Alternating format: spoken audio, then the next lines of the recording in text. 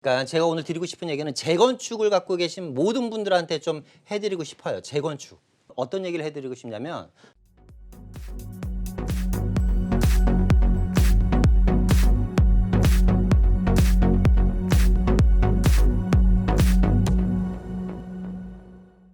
어떤 점이 궁금하세요? 저는 그 잠실 5단지를 가지고 있는데요. 네.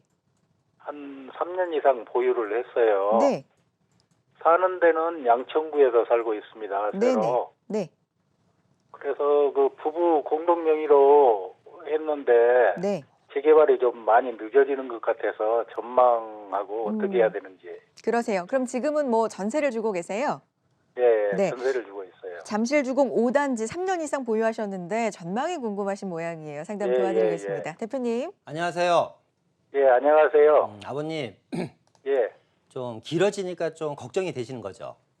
예, 제가 한 4년 전부터 예, 예, 한국 경제 TV를 보고 예. 예, 3년 반 전에 매수를 했습니다. 아우 그럼 아버님 수익률 엄청나게 높으신 거예요 지금 그죠? 예, 예, 어, 예, 조금 올랐어요. 제 생각에는 조금 오른 건 아니죠 사실. 엄청나게 예, 많이 그렇습니다. 올랐는데 자 걱정하지 말고 좀 가만히 계셨으면 좋겠어요. 아, 그래요? 왜 그런지 설명해 드릴게요. 예, 예, 뭐 잠실중공 5단지 뭐 여기는 뭐 입지 이런 거 얘기할 필요도 없어요. 사실 다 아시는 지역이니까. 자 예, 다른 예, 얘기를 예. 좀 한번 해볼까요? 다른 얘기를. 예, 그러니까 제가 오늘 드리고 싶은 얘기는 재건축을 갖고 계신 모든 분들한테 좀 해드리고 싶어요. 재건축. 재건축을 갖고 계신 모든 분한테 어떤 얘기를 해드리고 싶냐면 첫 번째 좀 담대해지자. 그러니까 뭐 조금만 될 것 같으니까 막 좋아하고 그러니까 일희일비 하시면 안 돼 아버님. 예, 예, 예. 일희일비 하시면 안 돼요. 재건축은 이 일희일비 할 수 있는 일희일비 하는 상품이 아니에요. 이해되시나요? 예, 예. 자, 두 번째는 결론은 나 있어요, 아버님. 특히 잠실주공 5단지 같은 경우는. 자, 무슨 얘기냐? 자, 이런 겁니다. 지금 잠실주공 5단지만 갖고 얘기를 하면요. 자, 최근 1년 동안의 가격 상승만 한번 볼게요. 1년 동안. 자, 여기가 이제 1년 동안 가격 상승을 보면요. 1년 전에 19억 하던 게요, 아버님. 네. 뭐 아실 거예요. 15억으로 빠지더니 최근 21억 정도 가요, 그냥.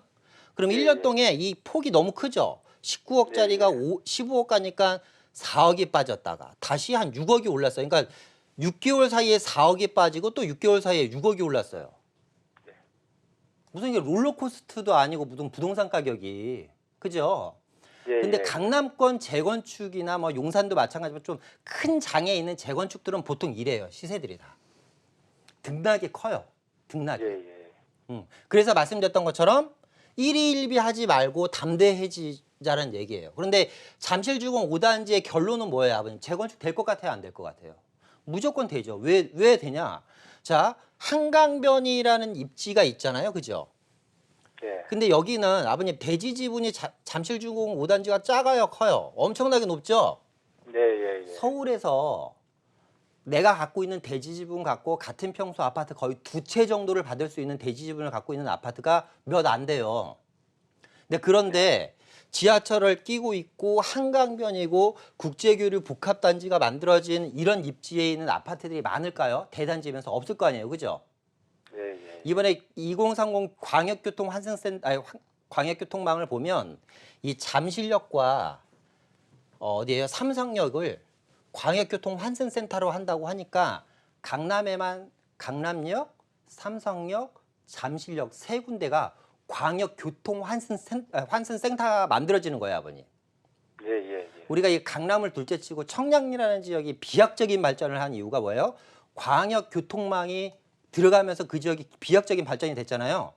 예, 예. 한강변에다가 강남권에 있는 지역에서 광역교통망이 들어가고 광역교통 환승센터가 만들어진다고 하면 이 지역의 가치는 엄청나게 뛰겠죠.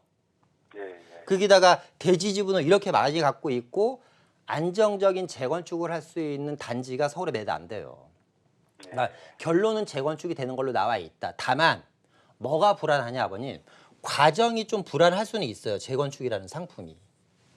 정책에 의해서 아니면 금리 변동, 뭐 분양이라는 여러 가지 이유에 의해서 분양가 상한제 요즘 나왔잖아요, 그죠?